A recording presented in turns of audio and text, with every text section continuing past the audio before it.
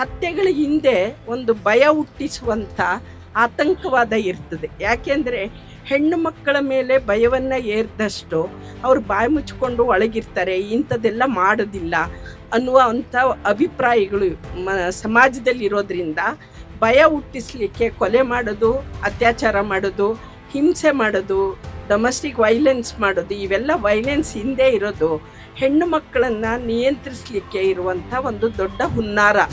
ಅಂಬೇಡ್ಕರ್ ಬೇಕು ಆದರೆ ಸಮಾನತೆ ಬೇಡ, ಸಂವಿಧಾನ ಬೇಡ ಅಂತ ಹೇಳ್ತಾರೆ. ಕನಕದಾಸರು ಬೇಕು, ಜಾತ್ಯತೀತೆಯನ್ನು ಬಿಡಲ್ಲ ಅಂತ ಹೇಳ್ತಾರೆ.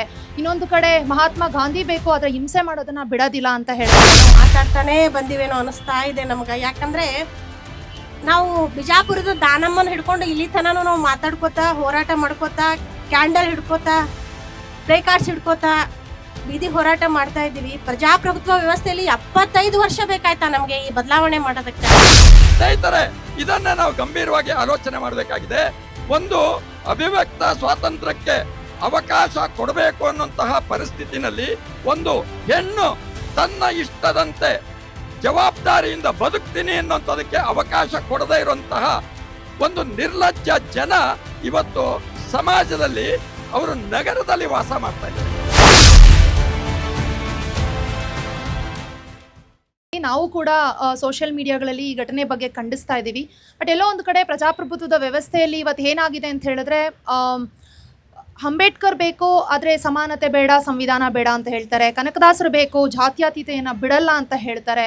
ಇನ್ನೊಂದು ಕಡೆ ಮಹಾತ್ಮ ಗಾಂಧಿ ಬೇಕು ಆದರೆ ಹಿಂಸೆ ಮಾಡೋದನ್ನ ಬಿಡೋದಿಲ್ಲ ಅಂತ ಹೇಳ್ತಾರೆ. ಎಲ್ಲೋ ಒಂದು ಕಡೆ ವ್ಯಕ್ತಿಗಳು ಬೇಕಾಗ್ತಾರೆ ಯಾವುದೋ ಒಂದು ವೋಟ್ ಬ್ಯಾಂಕಿಂಗ್ ಕನ್ವರ್ಟ್ ಮಾಡ್ಕೊಳ್ಬೇಕು ಅಂತ ವಿಚಾರ ಬಂದಾಗ. ಆದರೆ ಅವ್ರು ಬದುಕಿ ಹೋದಂತಹ ಅಥವಾ ಅವ್ರು ಬಿಟ್ಟು ಹೋದಂತಹ ಮೌಲ್ಯಗಳನ್ನು ಅವ್ರು ಯಾವುದಕ್ಕೋಸ್ಕರ ಹೋರಾಟ ಮಾಡಿದ್ರು, ಈ ಜಗತ್ತಲ್ಲಿ ಯಾವ ಪರಿವರ್ತನೆಗಾಗಿ ಅವರೆಲ್ಲ ಅವರ ಪ್ರಾಣಗಳನ್ನು ತ್ಯಾಗ ಮಾಡಿದ್ರು ಅನ್ನೋದನ್ನ ಯಾರೊಬ್ರು ಅದನ್ನು ಅರ್ಥ ಮಾಡ್ಕೊಂಡಿಲ್ಲ. ಇಷ್ಟು ಕಾನೂನು ಸ್ಟ್ರಿಕ್ಟ್ ಆಗಿದೆ, ಮತ್ತೆ ಜಗತ್ತು ಬದಲಾವಣೆಗಳನ್ನ ತಂದ್ಕೊಂಡು ಬರ್ತಾ ಇದೆ, ಟೆಕ್ನಾಲಜಿ ಬದಲಾಗ್ತಾ ಇದೆ. ಬಟ್ ಇವತ್ತಿಗೂ ಕೂಡ ನಾವು ಅಂತರ್ಜಾತಿಯನ್ನ ಒಪ್ಕೊಳ್ಳೋದಿಲ್ಲ ಅಂತ ಹೇಳಿದ್ರೆ ಇದು ನಾವು ಯಾವ ಒಂದು ವ್ಯವಸ್ಥೆಯಲ್ಲಿ ಇದೀವಿ ಅನ್ನೋದು ನನಗೂ ಗೊತ್ತಾಗ್ತಿಲ್ಲ. ಆಮೇಲೆ ಆವಾಗಲೇ ಒಬ್ರು ಸರ್ ಹೇಳಿದ್ರು, ಐ ಜಸ್ಟ್ ವಾಂಟ್ ಟು, ನಾನು ಅದನ್ನ ಕರೆಕ್ಟ್ ಮಾಡಕ್ಕೆ ಇಷ್ಟಪಡ್ತೀನಿ. ಇವತ್ತು ಕೂಡ ಆ ಕುಟುಂಬದ ಜೊತೆ ಏನು ವ್ಯವಸ್ಥಿತವಾಗಿ ಯಾರೆಲ್ಲ ಹೋಗಿ ಸ್ಪಂದಿಸಬೇಕೋ ಸರ್ಕಾರದ ವತಿಯಿಂದ ಅವರು ಸ್ಪಂದಿಸಿದ್ದಾರೆ. ಮೇ ಬಿ ಕಾರಣಾಂತರಗಳಿಂದ ಕೆಲವರು ಹೋಗ್ಲಿಕ್ಕೆ ಆಗದೆ ಇರ್ಬೋದು, ಬಟ್ ಇಡೀ ಸರ್ಕಾರ ಅದರ ವಿರೋಧಿಸ್ತಿದೆ ಅನ್ನೋದನ್ನ ನಾನು ನನ್ನ ಮುಖಾಂತರ ಹೇಳಲಿಕ್ಕೆ ಇಷ್ಟಪಡ್ತೀನಿ. ಆಮೇಲೆ ಇಂತಹ ಘಟನೆಗಳು ಎಲ್ಲೂ ಕೂಡ ನಡೀಬಾರ್ದು, ಅದು ಯಾರಿಗೂ ಕೂಡ ನಡೀಬಾರ್ದು. ಸೊ ನಾನು ಕೂಡ ಇದನ್ನ ಖಂಡಿಸ್ತೀನಿ. ಮತ್ತೆ ಉನ್ನಾವ ಪ್ರಕರಣದಲ್ಲೂ ಕೂಡ ಇವತ್ತು ಕೋರ್ಟು ಏನು ಮತ್ತೆ ಮರು ತೀರ್ಪು ಕೊಟ್ಟಿದೆ, ಅದು ಎಲ್ರಿಗೂ ಒಂದು ರೀತಿ ಇಡೀ ಸಮಾಜವೇ ಬೆಚ್ಚ ಬೀಳುವಂತಹ ಒಂದು ತೀರ್ಪಾಗಿದೆ. ಅದರ ವಿರುದ್ಧ ಕೂಡ ನಾವು ಹೋರಾಟವನ್ನ ಮಾಡ್ತೀವಿ ಅಂತ ಹೇಳಲಿಕ್ಕೆ ಇಷ್ಟಪಡ್ತೀನಿ. ಈ ರೀತಿ ಘಟನೆಗಳು ಯಾವ ಒಂದು ಹೆಣ್ಣು ಮಗಳಿಗೂ ಆಗಬಾರ್ದು. ಇದು ನಿಜಕ್ಕೂ ಖಂಡನೀಯ. ಇದು ಇಡೀ ಪ್ರಜಾಪ್ರಭುತ್ವದ ವ್ಯವಸ್ಥೆಯೇ ತಲೆ ತಗ್ಗಿಸುವಂತಹ ಒಂದು ಕೆಲಸ ಅಂತ ನಾನು 5-6 ದಿನಗಳಿಂದ ಮನಸ್ಸು ತುಂಬ ಭಾರವಾಗಿದೆ.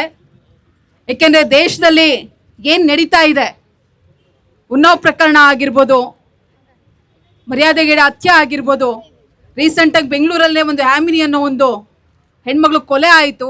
ಈ ಥರ ಹಲವಾರು ಇನ್ಸಿಡೆಂಟ್ಗಳು ನಿಜವಾಗ್ಲೂ ಹೃದಯನ ಕಲ್ಕತ್ತೆ, ಎಷ್ಟೋ ಸಲ ಮೌನವಾಗಿಸ್ಬಿಡುತ್ತೆ. ಅದು ಇಷ್ಟ ಅಲ್ಲ, ಇದು ಆಕ್ರೋಶವಾಗಿ ಹೊರ ಬರಬೇಕು. ಸೊ ಇವತ್ತು ಆ ನಿಟ್ಟಿನಲ್ಲಿ ಇಷ್ಟು ದೊಡ್ಡ ಸಂಖ್ಯೆಯಲ್ಲಿ ನಾವು ಸೇರಿದ್ದೀವಿ.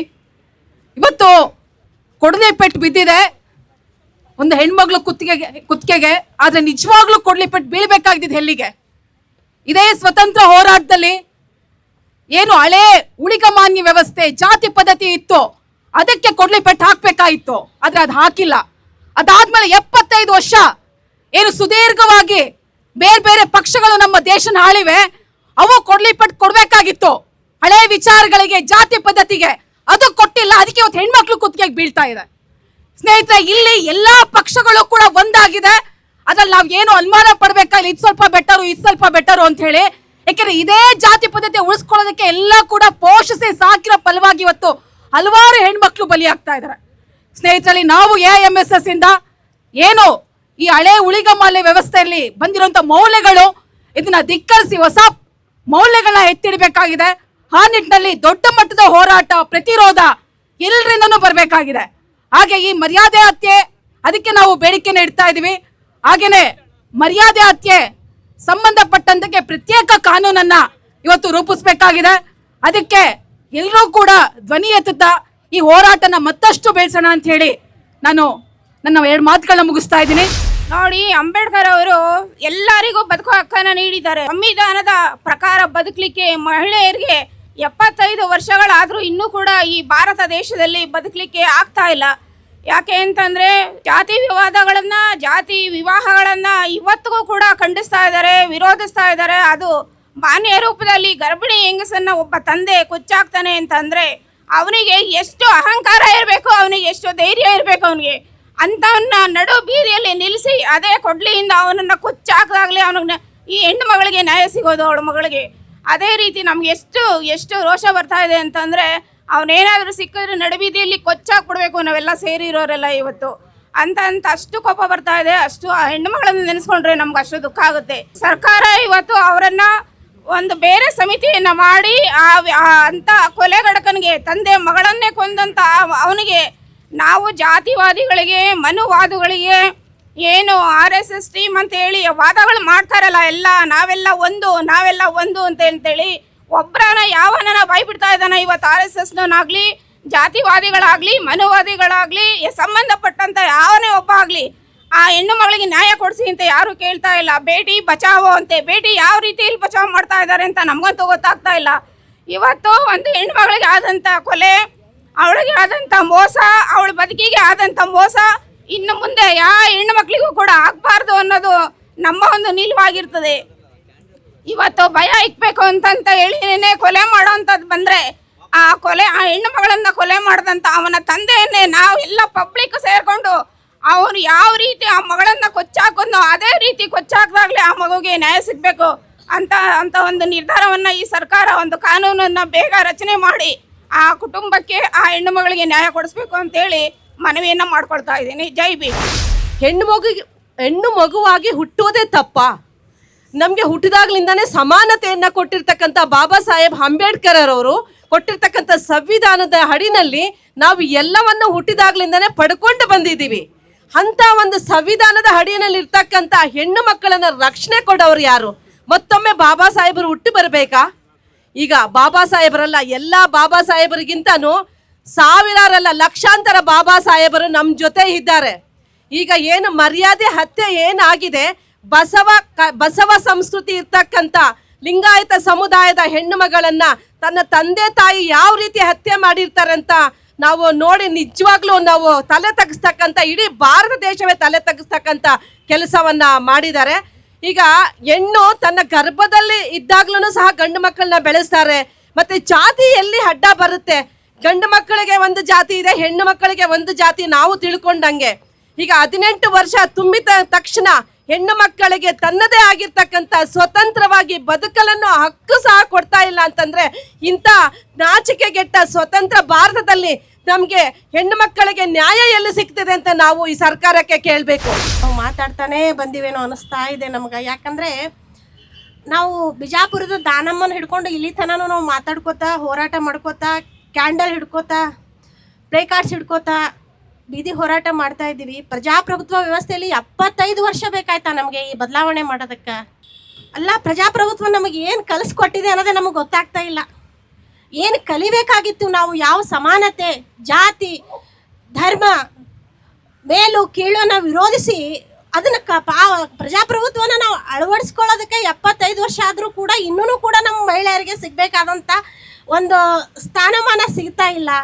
ಇದು ಏನು ಈ ಥರ ಹತ್ಯೆ, ದ್ವೇಷ ಭಾಷಣದ ವಿರುದ್ಧ ಒಂದು ಕಾನೂನು ತರ್ತಾ ಇದ್ದಾರೆ. ಅದೇ ರೀತಿ ಈ ಮರ್ಯಾದೆಗೇಡು ಹತ್ಯೆ ಏನದಲ್ಲ ಅದನ್ನು ವಿರೋಧಿಸಿ ಅದಕ್ಕೂ ಒಂದು ಕಾನೂನು ತರಬೇಕು. ಆ ಒಂದು ಹೋರಾಟದಲ್ಲಿ ನಾವೆಲ್ಲ ಮಹಿಳೆಯರು ಕೂಡ ಭಾಗವಹಿಸಬೇಕು. ಬಹಳ ಒಂದು ತುರ್ತು ಆಗಬೇಕಾಗಿದೆ. ಯಾಕಂದರೆ ಇದು ಬರೀ ಕೆಲವಷ್ಟೇ ನಮ್ಮ ಕಣ್ಣಿಗೆ ಬರ್ತಾ ಇದ್ದಾವೆ. ಇನ್ನೂ ಇಂಥ ಬಹಳಷ್ಟು ಎಲ್ಲೋ ತೆರೆ ಹಿಂದ್ಗಡೆ ಭಾಳ ನಡೀಲತ್ತಾವ. ಹೆಣ್ಮಕ್ಳಿಗೆ ಎಲ್ಲಿನೂ ಇದನ್ನೇ ಇಲ್ಲ. ನಾವು ಗ್ರಾಮೀಣ ಪ್ರದೇಶದಲ್ಲಿ ಇರೋದ್ರಿಂದ ಅಲ್ಲಿ ಹೋದಾಗ ಅವು ಬೆಳಕಿಗೆ ಬರದೇ ಇರುವಂಥ ಘಟನೆಗಳೇ ಜಾಸ್ತಿ ಅದಾವ. ಯಾಕಂದ್ರೆ ಕೆಲವೊಂದಷ್ಟೇ ಬೆರಳೆಣಿಕೆಗಳಷ್ಟೇ ಘಟನೆಗಳಷ್ಟೇ ಬೆಳಕಿಗೆ ಬರ್ತಾ ಇದೆ. ನಿರಂತರವಾಗಿ ಇಲ್ಲಿ ಹೆಣ್ಣು ಅನ್ನೋದೇ ಒಂದು ಇದು ಆಗ್ಬಿಟ್ಟದ. ಇಲ್ಲಿ ಏನಂತಂದ್ರೆ ಒಂದು ಜಾತಿ ವ್ಯವಸ್ಥೆ ಮಧ್ಯೆ ಬಂತು. ಬಟ್ ಬೇರೆ ಕಡೆ ಬಹಳಷ್ಟು ರೀಸನ್ಗಳು ಅದಾವ. ಅದಕ್ಕೆ ಈ ಒಂದು ಮರ್ಯಾದೆಗೇಡು ಹತ್ಯೆನ ವಿರೋಧಿಸಿ ನಮ್ಮ ಸರ್ಕಾರ ಒಂದು ಘೋರವಾದಂಥ ಒಂದು ಕಾನೂನು ತರಬೇಕು. ಅಲ್ಲಲ್ಲಿ ಆದಾಗೆಲ್ಲ ದುಃಖಿತರಾಗಿ ನೋಡ್ತಾನೆ ಇದ್ದೀವಿ. ಆದರೆ ಈ ಸಮಾಜದಲ್ಲಿ ಜಾತಿ ಎನ್ನುವ ಪಿಡುಗು ಇನ್ನೂ ಕೂಡ ನಮ್ಮನ್ನು ಅತಿಯಾಗಿ ಕಾಡ್ತಾ ಇದೆ ಅನ್ನೋದಕ್ಕೆ ಮೊನ್ನೆ ನಡೆದಂಥ ಬರ್ಬರ ಹತ್ಯೆ ನಮ್ಮ ಕಣ್ಮುಂದೆ ಇವಾಗಲೂ ಇದೆ. ಅದನ್ನ ನೆನ್ಕೊಂಡ್ರೆ ನಮಗೆಲ್ಲ ದುಃಖ ಆಗುತ್ತೆ. ಅದ್ರ ಮಾತು ಬರಲ್ಲ. ಆದರೆ ಮಾತು ಬರದೇ ಇದ್ದರೂ ಕೂಡ ಮೌನವಾಗಿದ್ದರೂ ಕೂಡ ನಾವು ಅದನ್ನು ಸಹಿಸಿದ್ದೀವಿ ಮತ್ತು ಅದಕ್ಕೆ ಸಪೋರ್ಟ್ ಮಾಡಿದ್ದೀವಿ ಅನ್ನೋ ಅರ್ಥದಲ್ಲೇ ನಾವು ನೋಡೋದ್ರಿಂದ ಅದನ್ನು ನಾಗರಿಕ ಸಮಾಜ ಖಂಡಿಸ್ತೇ ಹೋದರೆ ಏನಾಗಬಹುದು ಅಂದರೆ ಇಂಥ ಹತ್ಯೆಗಳು ಮತ್ತೆ ಮತ್ತೆ ಜಾಸ್ತಿ ಆಗ್ಬೋದು. ಹತ್ಯೆಗಳ ಹಿಂದೆ ಒಂದು ಭಯ ಹುಟ್ಟಿಸುವಂಥ ಆತಂಕವಾದ ಇರ್ತದೆ. ಯಾಕೆಂದರೆ ಹೆಣ್ಣು ಮಕ್ಕಳ ಮೇಲೆ ಭಯವನ್ನು ಏರಿದಷ್ಟು ಅವರು ಬಾಯಿ ಮುಚ್ಕೊಂಡು ಒಳಗಿರ್ತಾರೆ, ಇಂಥದ್ದೆಲ್ಲ ಮಾಡೋದಿಲ್ಲ ಅನ್ನುವಂಥ ಅಭಿಪ್ರಾಯಗಳು ಸಮಾಜದಲ್ಲಿರೋದ್ರಿಂದ ಭಯ ಹುಟ್ಟಿಸ್ಲಿಕ್ಕೆ ಕೊಲೆ ಮಾಡೋದು, ಅತ್ಯಾಚಾರ ಮಾಡೋದು, ಹಿಂಸೆ ಮಾಡೋದು, ಡೊಮೆಸ್ಟಿಕ್ ವೈಲೆನ್ಸ್ ಮಾಡೋದು, ಇವೆಲ್ಲ ವೈಲೆನ್ಸ್ ಹಿಂದೆ ಇರೋದು ಹೆಣ್ಣು ಮಕ್ಕಳನ್ನು ನಿಯಂತ್ರಿಸಲಿಕ್ಕೆ ಇರುವಂಥ ಒಂದು ದೊಡ್ಡ ಹುನ್ನಾರ. ಆ ಕಾರಣಕ್ಕಾಗಿ ಯಾವೇ ಹೆಣ್ಮಕ್ಳಾದರೂ ಕೂಡ ಎಲ್ಲಾದರೂ ಒಂದು ಈ ಥರದ ಕೊಲೆ ಆದಾಗ ಮತ್ತು ಮನೆಯಲ್ಲಿ ಹಿಂಸೆ ನಮ್ಮ ಅಕ್ಕ ತಂಗಿರ ಮೇಲೆ ನಡೆಯುವಾಗಲೂ ಕೂಡ ನಾವು ವಿರೋಧಿಸಬೇಕಾಗತ್ತೆ. ಮತ್ತು ನಮ್ಮ ಅಣ್ಣ ತಮ್ಮಂದ್ರನ್ನ ಹಿಂಸೆಯತ್ತ ಹೋಗದೆ ನಾವು ತಡೀಬೇಕಾಗಿರುವಂಥ ದೊಡ್ಡ ಹೊಣೆಗಾರಿಕೆಯು ಕೂಡ ನಮ್ಮ ಮೇಲಿದೆ. ಯಾಕೆ ಅಂದರೆ ಮೇರಿ ಉಲ್ಸ್ಟನ್ ಕ್ರಾಫ್ಟ್ ಹೇಳ್ತಾಳೆ, ಒಂದು ಕಡೆ ಹಿಂಸೆ ಮಾಡೋದು ಒಂದು ತಪ್ಪಾದರೆ ಹಿಂಸೆಯನ್ನು ಸಹಿಸೋದು ಎರಡು ತಪ್ಪಾಗುತ್ತೆ. ಒಂದು ಸಹಿಸೋದು, ಒಂದು ಹಿಂಸೆಯನ್ನು ಮೌನವಾಗಿ ವಹಿಸೋದ್ರಿಂದ ಅದನ್ನು ಪ್ರೋತ್ಸಾಹ ಮಾಡೋದು, ಅಂದರೆ ಅದು ಎರಡು ತಪ್ಪು. ಯಾರೇ ಆಗಲಿ ಹಿಂಸೆ ನೋಡಿದಾಗ ಸಹಿಸಿದ್ದಾರೆ ಅಂದರೆ ಅದು ಎರಡು ತಪ್ಪು ಮಾಡ್ತಾಯಿದ್ದೀರಿ. ಹಿಂಸೆ ಮಾಡೋರಿಗಿಂತ ನಾವು ದುಪ್ಪಟ್ಟು ತಪ್ಪು ಮಾಡ್ತಾಯಿದ್ದೀವಿ ಅಂತ. ಸೊ ಯಾರು ನಾಗರಿಕ ಸಮಾಜ ಇದೆಯೋ ತಪ್ಪು ಕಂಡಾಗ ಖಂಡಿಸ್ತೇ ಇದ್ದರೆ ನಾವೆಲ್ಲರೂ ಕೂಡ ಎರಡು ಪಟ್ಟು ತಪ್ಪುಗಳನ್ನು ಮಾಡ್ತಾ ಇದ್ದೀವಿ. ಯಾಕೆ ಅಂದರೆ ಇಲ್ಲನ್ನು ನಾವು ಖಂಡಿಸಿ ಬದಲಾಯಿಸ್ತೇ ಇದ್ದರೆ ಅವರು ಮತ್ತೆ ಆ ಕೃತ್ಯದಲ್ಲಿ ತೊಡಗಲಿಕ್ಕೆ ಪ್ರೋತ್ಸಾಹ ಕೊಟ್ಟಂಗೆ. ಆ ಪ್ರೋತ್ಸಾಹವನ್ನು ನಿಲ್ಲಿಸಬೇಕಾದ್ರೆ ನಾವು ಆ ಕೃತ್ಯವನ್ನು ವಿರೋಧಿಸಬೇಕಾಗತ್ತೆ. ಈ ಅರ್ಥದಲ್ಲಿ ಇವತ್ತು ನಾವು ಸೇರಿರೋರು ಕಡಿಮೆ ನಂಬರ್ ಆದ್ರೂ ಕೂಡ ಅದು ತುಂಬ ಉತ್ತಮವಾದ ಒಂದು ಪ್ರತಿಕ್ರಿಯೆ ಅಂತ ನಾನು ಭಾವಿಸಿದ್ದೀನಿ. ನಮ್ಮ ಮನಗಳಲ್ಲೂ ಕೂಡ ಈ ಪರಿವರ್ತನೆ ಆಗಬೇಕಾದ್ರೆ ನಾವು ಧ್ವನಿ ಎತ್ತಿ ನಾವು ಮಾತಾಡಲೇಬೇಕಾಗ್ತದೆ. ಸೊ ಮಾತಾಡ್ತಾನೆ ಇರೋಣ. ಎಲ್ಲಿವರೆಗೆ ನಮಗೆ ಶಾಂತಿಯುತವಾದ ಸಮಾಜ ಸಿಕ್ಕುತ್ತೋ ಅಷ್ಟರವರೆಗೂ ನಾವು ಮಾತಾಡ್ತಾನೆ ಇರಬೇಕಾಗತ್ತೆ. ಧನ್ಯವಾದ. ಸ್ನೇಹಿತರೆ, ಇಲ್ಲಿ ನಾವೊಂದು ಮುಖ್ಯವಾಗಿ ಗಮನಿಸಬೇಕಾಗಿದೆ. ಯಾವ ಒಂದು ಸ್ವಾತಂತ್ರ್ಯ ಅಂದರೆ ಅಭಿವ್ಯಕ್ತ ಸ್ವಾತಂತ್ರ್ಯ ಅಂತ ಹೇಳ್ತೀವಿ, ಆ ಅಭಿವ್ಯಕ್ತ ಸ್ವಾತಂತ್ರ್ಯದ ಹೆಸರಿನಲ್ಲಿ ದ್ವೇಷ ಕಾರುವ, ಅಸೂಯೆಯನ್ನು ಹೊರಸೂಸುವ ಆ ಅಯೋಗ್ಯರು ಇವತ್ತು ಬೀದಿಗಳಲ್ಲಿ ನಡೀತಾ ಇರುವಂಥ ಸಂದರ್ಭದಲ್ಲಿ ಬೆಂಗಳೂರಿನಲ್ಲಿ ಸ್ವಾತಂತ್ರ್ಯ ಅನ್ನುವಂಥ ಹೆಸರಿನಲ್ಲಿ ಸ್ವಾತಂತ್ರ್ಯವನ್ನು ಕಿತ್ಕೊಳ್ತಾ ಇರುವಂತಹ ಒಂದು ಕಾನೂನಿನ ನಡುವೆ ನಾವು ಅನುಮತಿ ಪಡೆದು ಈ ಹೋರಾಟವನ್ನು ಮಾಡಬೇಕಾದಂತಹ ದುರಸ್ಥಿತಿಯಲ್ಲಿ ನಾವಿದ್ದೀವಿ.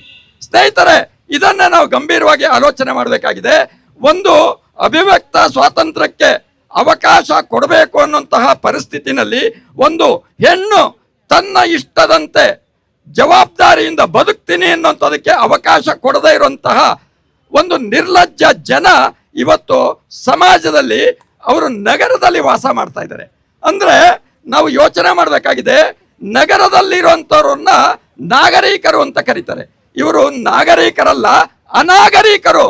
ಇಂತಹ ಅನಾಗರಿಕರ ಸಮಾಜ ನಮ್ಮದು ಶ್ರೇಷ್ಠ ಸಮಾಜ, ನಮ್ಮದು ಸನಾತನ ಸಮಾಜ, ನಮ್ಮದು ಹಿಂದೂ ಸಮಾಜ ಅಂತ ಹೇಳ್ಕೊಳ್ತಾ ಇದ್ದಾರೆ. ಸ್ನೇಹಿತರೆ, ಈ ಅವಿವೇಕಿಗಳಿಗೆ ಗೊತ್ತಾಗಬೇಕಾಗಿದೆ ಯಾವುದು ಹಿಂಸೆ. ಆ ಹಿಂಸೆಯನ್ನ ಸಹಿಸ್ತಾ ಇರುವಂಥದ್ದು, ಹಿಂಸೆಯ ವಿರುದ್ಧ ಹೋರಾಟ ಮಾಡುವುದೇ ನಿಜವಾದಂತಹ ಪ್ರೀತಿ, ವಿಶ್ವಾಸ, ಸ್ನೇಹ, ಸೌಹಾರ್ದತೆ ಇದನ್ನು ಬೆಳೆಸಬೇಕು ಅನ್ನುವಂಥದ್ದೇ ನಿಜವಾದ ಹಿಂದೂ ವಿಚಾರಧಾರೆ. ಅದನ್ನೇ ಸುಪ್ರೀಂ ಕೋರ್ಟು ಹಿಂದೂ ಜೀವನ ಶೈಲಿ ಅಂತ ಹೇಳಿದ್ದಾರೆ. ಆದರೆ ದುರ್ದೈವ ಹಿಂದುತ್ವದ ಹೆಸರಿನಲ್ಲಿ ದ್ವೇಷ ಭಾಷಣಗಳನ್ನು ಮಾಡ್ತಾ ತಮ್ಮ ರಾಜಕೀಯ ಬೇಳೆಯನ್ನು ಬೇಯಿಸ್ಕೊಳ್ತಾ ಇದ್ದರೆ ಇಂತಹ ವಿಚಾರಧಾರೆಯನ್ನ ಮತ್ತೊಂದು ರಾಜಕೀಯ ಪಕ್ಷ ಕೇವಲ ಭಾಷಣಕ್ಕಾಗಿ, ಭಾಷಣದ ಮೂಲಕ ತಮ್ಮ ಅಧಿಕಾರಕ್ಕಾಗಿ ಮುಂದೆ ಹೊರಟಿರುವಂಥ ಸಂದರ್ಭದಲ್ಲಿ ಹೋರಾಟಗಾರರು ನಮ್ಮ ಹೋರಾಟವನ್ನು ಮತ್ತಷ್ಟು ತೀವ್ರ ಮಾಡಬೇಕಾದಂಥ ಅವಶ್ಯಕತೆ ಇದೆ. ಇವತ್ತು ನಮ್ಮ ಕೈಯಲ್ಲಿ ಕ್ಯಾಂಡಲ್ ಇದೆ, ಅಂದರೆ ದೀಪ ಇದೆ.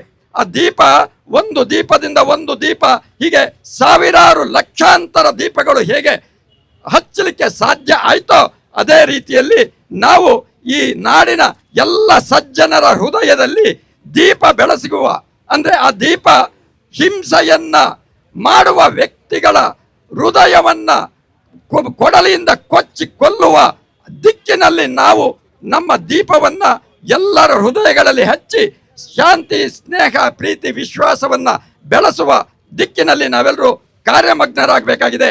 ಇಂತಹ ಕಾರ್ಯದಲ್ಲಿ ನಿಮ್ಮೆಲ್ಲರ ನಡುವೆ ನನ್ನ ಧ್ವನಿ ಇಡೋದಕ್ಕೆ ಅವಕಾಶ ಕೊಟ್ಟಂತ ನಿಮ್ಮೆಲ್ಲರಿಗೂ ಹೊಂದಿಸಿ ನನ್ನ ಮಾತನ್ನು ಮುಗಿಸ್ತೀನಿ. ನಮಸ್ಕಾರ. ನಾನು ಧಾರವಾಡ ಡಿಸ್ಟ್ರಿಕ್ಟ್ ಮಹಿಳಾ ಕಾಂಗ್ರೆಸ್ ಪ್ರೆಸಿಡೆಂಟ್ ಆಗಿದ್ದೀನಿ.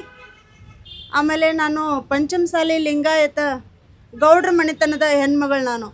ನಾವು ಯಾರು ಲಿಂಗಾಯತರು ಇದ್ದೀವಿ, ಅದು ನಾನು ಏನು ಹೇಳಲಿಕ್ಕೆ ಬಯಸ್ತಾ ಇದ್ದೀನಿ ಅಂದರೆ, ಇದು ಒಂದು ಮರ್ಯಾದೆಗೇಡು ಹತ್ಯೆ ಏನಾಗಿದೆ, ಇದು ಒಂದು ಇಡೀ ಸಮಾಜ, ಇಡೀ ಹೆಣ್ಣು ಕುಲಕ್ಕೆ ತಲೆ ತಗ್ಗಿಸುವಂತಹ ಕಾರ್ಯ ಆಗಿದೆ.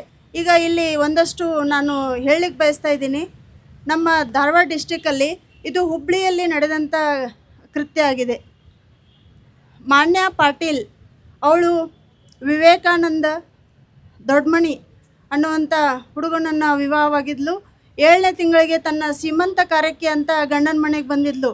ಇವಳ ತವ್ರ ಮನೆಯವರು ಹೊಂಚು ಹಾಕಿ ಇವಳ ತಂದೆಯ ಕೈಯಿಂದಾನೇ ಹತ್ಯೆಗೀಡಾಗಿದ್ದಾಳೆ. ಇದು ನಮ್ಮ ಇಡೀ ಸಮಾಜವೇ ತಲೆ ತಗ್ಗಿಸುವಂಥ ಕಾರ್ಯ ಆಗಿದೆ.